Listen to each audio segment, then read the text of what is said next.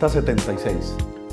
Las revoluciones burguesas marcaron la pauta política en la transición definitiva del medioevo al mundo moderno, siendo su momento culminante la Revolución Francesa. Tal afirmación es posible por cuanto con esta revolución.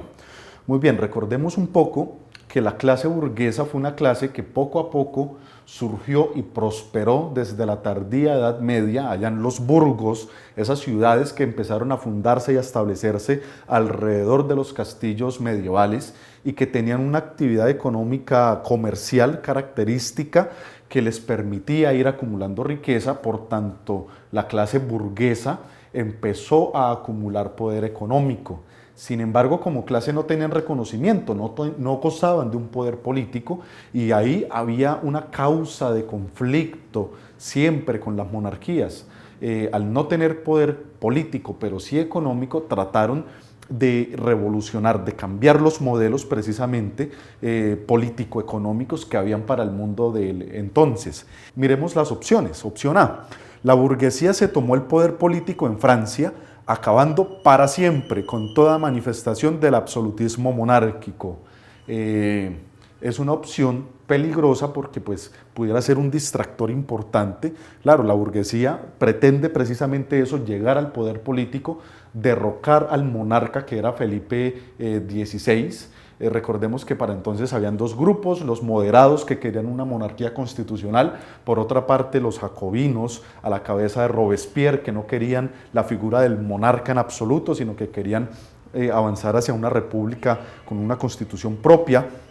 Y desde esta perspectiva, hablar de que se acabó con toda manifestación del absolutismo monárquico es peligroso porque habían otros estados-nación que sí tenían esa manifestación. B: la nobleza pactó una serie de acuerdos con la burguesía, posibilitándose un gobierno compartido de monarquía parlamentaria.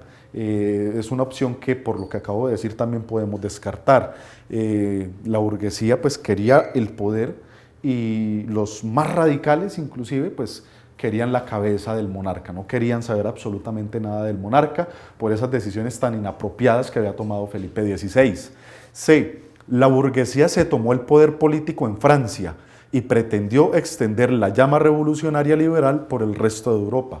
Es una opción bastante factible, dado que en efecto llegan al poder político los burgueses, y desde esa Revolución Francesa los ideales liberales que se habían nutrido fuertemente con el movimiento de la Ilustración empiezan a esparcirse por el resto de Europa, y no solo por Europa, sino que llegan inclusive hasta nuestro territorio americano.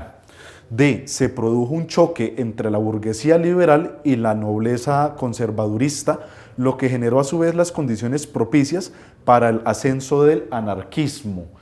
Encontramos aquí una categoría política, anarquismo, que debemos entender como rechazo hacia cualquier tipo de autoridad.